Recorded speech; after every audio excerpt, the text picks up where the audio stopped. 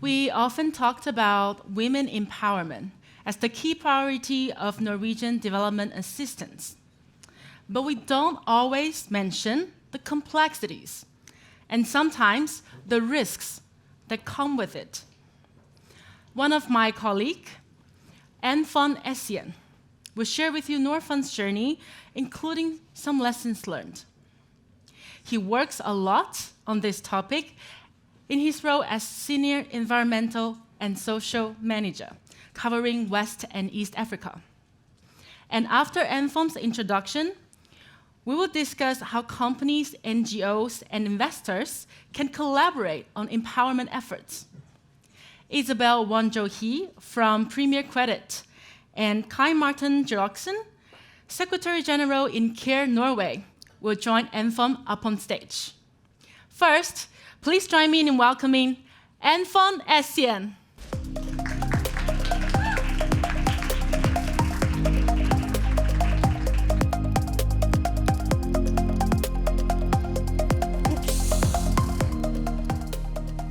Hi, everyone. Okay. Thank you, Dream, for that introduction. Today, I'm here to talk about a topic that I'm very passionate about. It's a very sensitive topic and one to have very difficult when you have these conversations, both in the regions I cover and also in Norfund. Women empowerment, gender equality, it's an important value driver for us at Norfund, not just because it's a trending topic, but because we believe that the lack of equality is unfair. And not just only unfair, it's also a barrier to sustainable development. We believe that the participation and empowerment of women is a core issue that we need to tackle to be able to achieve the growth and the impact that we want to achieve in our markets. However, gender equality is not just about inclusion, not just about increasing the number of female managers or female employees or female business owners. I think for us, it's also about ensuring that women have the right to be safe from all forms of violence and harassment. Over the last decade, we've had a shift in our thinking that has made it clear to us that we needed to do more about gender-based violence and harassment. And today, I want to bring to your attention some kind of jobs that we create that have led to the increase in women, in the labor force, but has also come with some challenges. These jobs are in sectors and businesses where it is required for folks to go into communities to deliver these services. So we sometimes call them business representatives or sales agents. And in our portfolio, these may be companies like the solar home system companies that, get these solar home system products, small lanterns and light bulbs, to remote communities. Or it could also be microfinance, where agents are taking these solutions to farmers, business owners, such that they can invest in their businesses or in their farms. As these companies create more jobs locally and are able to reach more communities with these services, we also saw that these were safe pathways for more women to get jobs, right? But then as these jobs were created, we started getting stories of harassment, violence, and sadly, rape. And it's often the case that as reporting mechanisms mature, we begin to get more and more incidents. The board member is nodding because I know she received this report. The board chair, sorry. Now, despite the number of women and incidences received in our markets, we also understand that, gender-based violence is not more widespread there than anywhere else.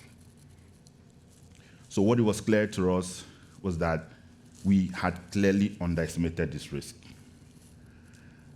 Now, in retrospect, I think we can sum up 3 main points where we, along many of our peers, may have gotten it wrong.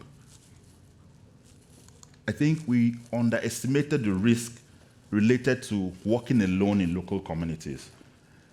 Our assumptions at the time were you create a job for a woman who is in close proximity to her home, then she's safe. We were wrong. We assumed that these businesses had relatively low risk of gender-based violence and harassment, but in many cases, these women were still vulnerable. We also moved faster on inclusion than on protection. The goal at the time was create more jobs, put more women in a higher income band, for them to be able to pay more taxes. But then these opportunities increase their income, increase their inclusion, but increase their risk. Because we saw the pacing of inclusion faster than the pacing of protection. So what it meant for us was we had well-meaning efforts towards empowerment, but we were unintentionally causing harm. We also failed to understand the added challenge of using independent workers. These are agents paid on commission, they're not directly employed by the companies, they enjoy the flexibility, but with flexible work comes the pressure and the burden of implementing policies and procedures. It meant that women could not easily report these cases to the companies. It meant that the companies could not necessarily understand what was happening, and for us at Norfund, it kept us way, way far from what was happening on the ground. Recognizing these gaps also forced us to sit and think. Think about how we design empowerment, think about how we act on empowerment, and think about how we will take some steps forward. And we did a couple of things. We rolled out our grant facility to do some targeted training with a couple of other DFIs. We also strengthened our internal procedures to even empower our folks to have these conversations. This is a really hard conversation to have on the field. And also to engage other experts to drive policy to implementation stage. Despite all this work that we've done, we still remain, aware of the fact that we cannot fully eliminate this risk. We are a minority investor. We depend on working closely with our companies, other investors. The risk still remains. But one thing we can do for sure is, as a responsible investor, sit back, think, look at the lessons we can learn, and move forward in a structured way. Because we believe that we've indeed made progress, even though the challenges remain. Thank you.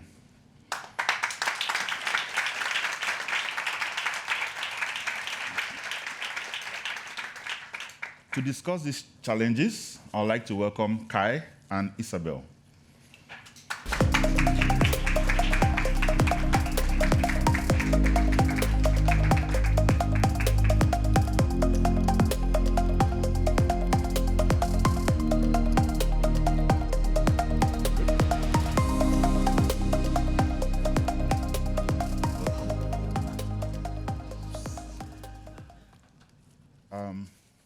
I'd like to start with Isabel. You just heard my presentation, and I'd like to start with asking you if any of these risks or these learnings resonate with you at Premier Credit. Absolutely, and thank you for that introduction. Yes, it does. From the client perspective, as you've said, we focused more on inclusion and forgot protection. I do not see it as a bad thing because progress is better than perfection. But certainly we have seen some of our clients who are especially in male-dominated fields having those challenges. For instance, we have a client who has a security firm who is a lady, and she finds it extremely difficult to do that business in the regulatory space because then she finds herself as a woman at the table with all men in the decision making. From a staff perspective, it's actually even more profound. At Premier Credit, we work with very young people, and more often than not, they are young girls, straight from school or straight from university, who are then our foot soldiers on the ground. They are the ones who go out to the clients to look for clients, to also do the collections. And we find that they lack that protection, especially when you're following up a client who's not paying well, and they are also male-dominated, then you would find that they are exposed. Wow. That's some thoughts there as well. And maybe I'll just move to you, Kai, just to follow up on that. I know gender-based violence is something you care about, just like I do. And I know we can talk about this topic for days without ending. But in your view, what will you say is an example of safeguarding women? What does it look like in practice? So in fact, in CARE's work, and CARE is one of the biggest international aid organizations working both long-term and humanitarian contexts. 30 years ago, a colleague of mine went to West Africa, and that was the start of the savings and loans associations, because she sat down together with the local women there to ask, what are your needs? And they wanted financial empowerment and to decide over their own money. And then they had this box in front of them, 15, 20 women together, and they found out that in order to save and to have loans together, they needed not only one lock and key, but they needed 3 locks and 3 keys in order to take off the burden of one woman.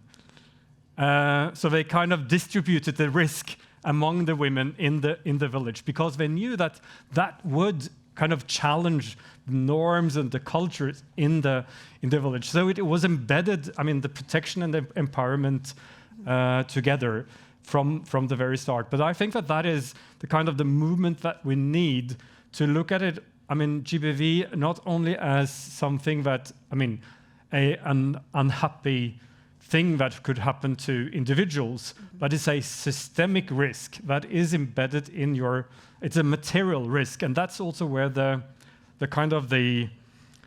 aid workers meet the CFO Excel brains, because what is a risk to human beings as a threat to their rights is also a material and financial operational risk, and you need to get it into your systems and your operating procedures. Wow, good that you mentioned systems, because I think I have a follow-up question. My job today is to follow up with questions, I guess. How can companies design and scale empowerment? You talked about the local context as well, particularly in informal operating environments. What are your ideas around embedding safeguarding from the outset?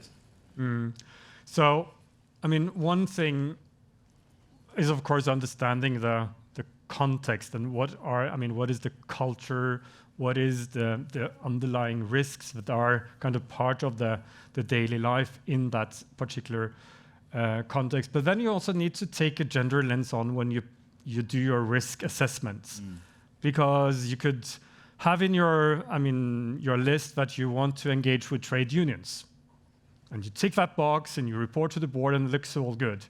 But have you had that gender lens on? Are the trade unions representative also of the women workers? Are they thinking of the different routes? A worker going home at night, that's different for a woman than for a male, for instance.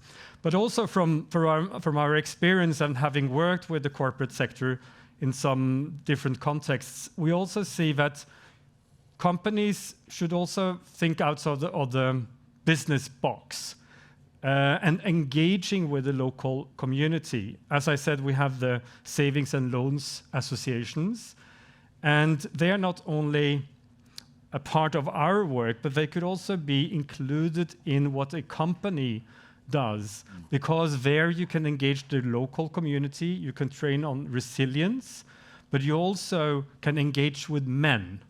And that's where it all comes in, because that's also one of the biggest backlashes and one of the biggest risks for a woman when she is getting financially empowered, is that she's kind of challenging the norms. And that if you don't understand that context, and also that the threat is not only something at the workplace, but it's something that could take place when that woman comes home or to the local community. And we see that happen so many places where we work in our work. Having more women into politics, that's a risk for increased harassment, but also with women entrepreneurs and also with women sales agents or whatever. Okay, so let me ask the one that works with sales agents, right? Are there examples you can give as some successes or some challenges to gender equality, especially in Kenya, when it comes to access to finance? And also, we're looking at, what do you think are those challenges that you've also overcome that we can learn from as well?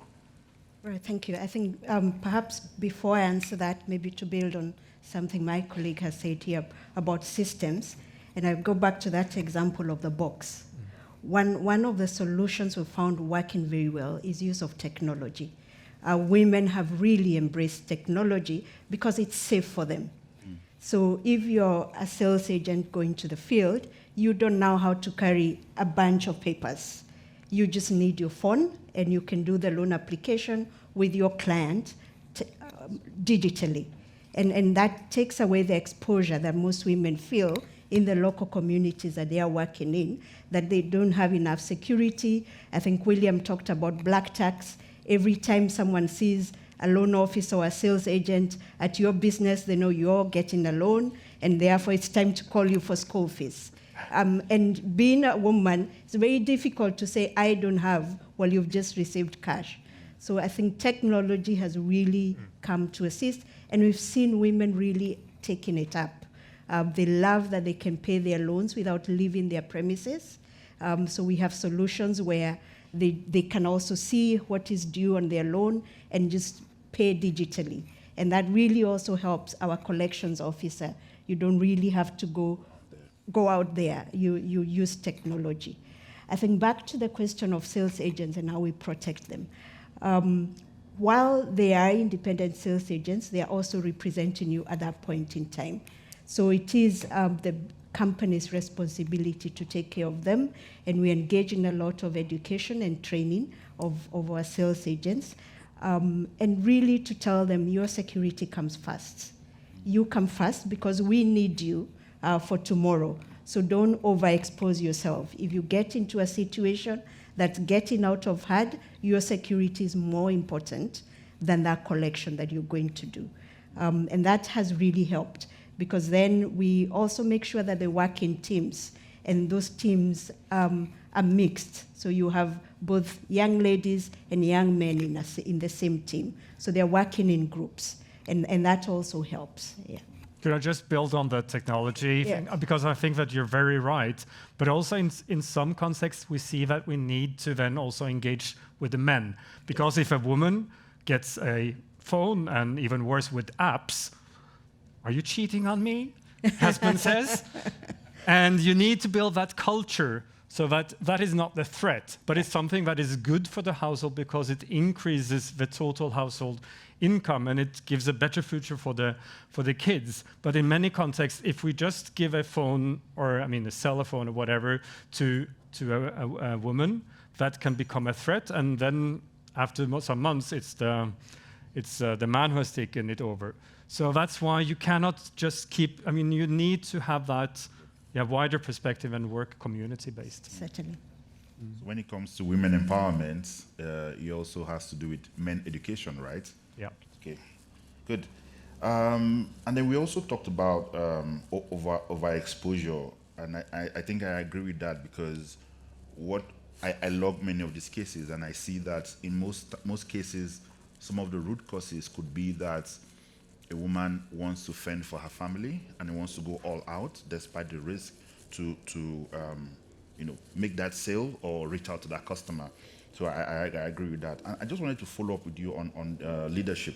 When we talk about gender balance in senior positions and all of that, does that really play a role, or will you say that has played a role in how your company approaches gender risk and opportunities?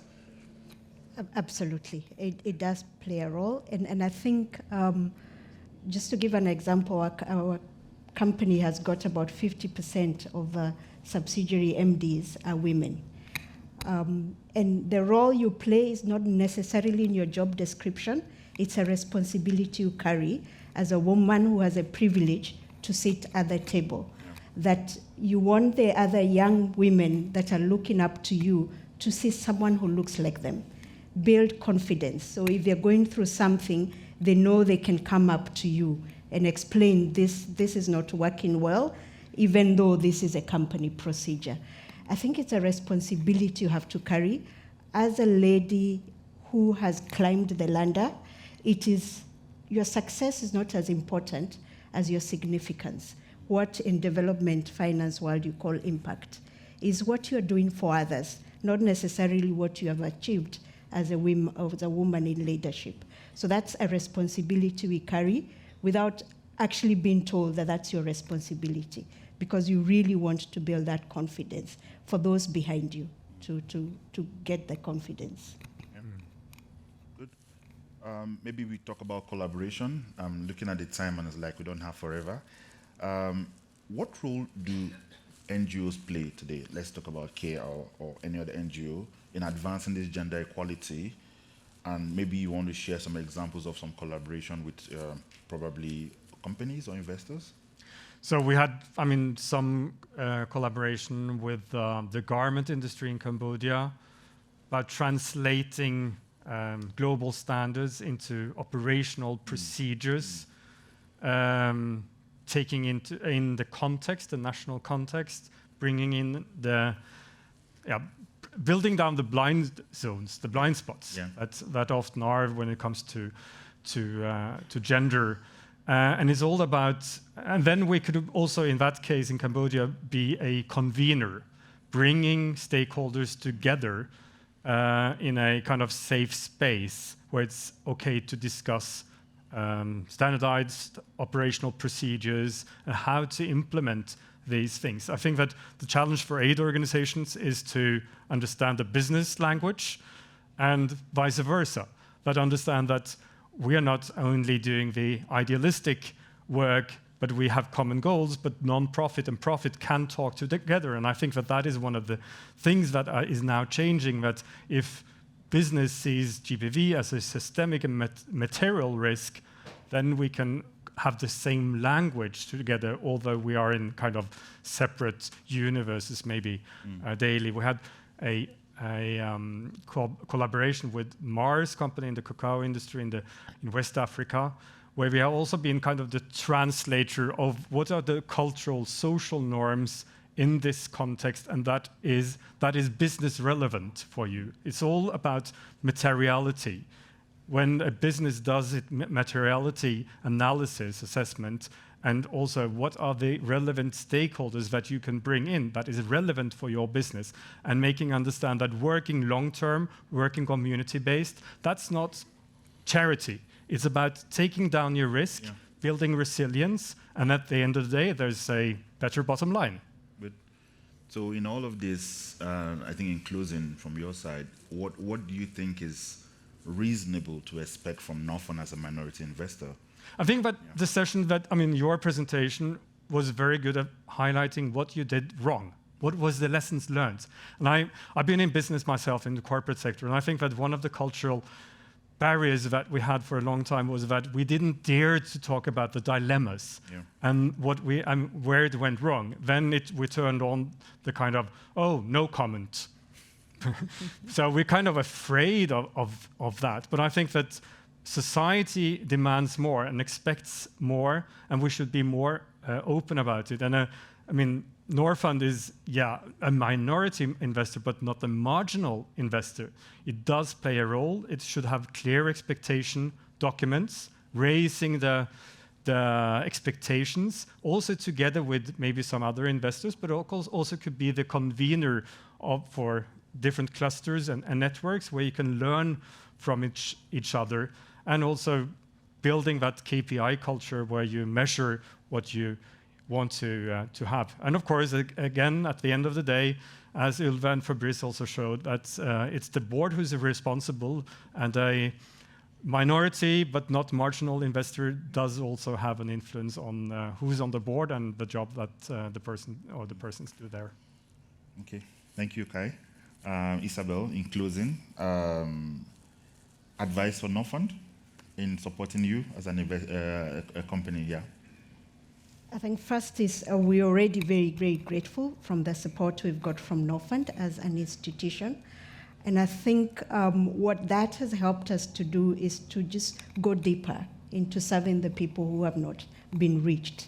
I think I've said it before in another forum, the fact that we're able to get funding in local currency really makes a big difference, because then your pricing to the client becomes extremely favorable, and you're taking away the risks of foreign currency hedging. So that's really been very helpful. The structuring of the facilities as well, that you don't have to take one big tranche, you can take it in tranches as you deploy with time. So that's been very helpful. Having said that, and without contradicting you about measuring KPIs, and perhaps I'm a little bit biased because I'm in Treasury and all these reports end up on me, I think also, and someone has said it here, you can't always measure what counts. So it's well and good to have all the ENS reports that you tick in the boxes. We know it's important that you do that, but there is more that happens that you may not see in those spreadsheets. And I think that's another thing that Norfund has done very well. We have been privileged as an institution to host the Norfund board, and not in our boardroom, but out in the field with our clients. I worked with them in the markets, in one of the very congested markets, and that's what counts. And that's where you really see the significance you're creating in the society that you're trying to improve. So as you measure what is getting done, I think it's those soft spots that you just come see for yourself and understand that sometimes, even when the report looks like it's going the other side, when you get to the field, I think things make more sense. You understand why and why this is so important for the end client. Yeah. Thank you very much, Kai, and thank you very much, Isabel. I think that's how much we have for you today. And we want to say a final note that real impact means designing empowerment that is safe and allows women to truly thrive. Thank you. Thank you. Thank you. Thank you.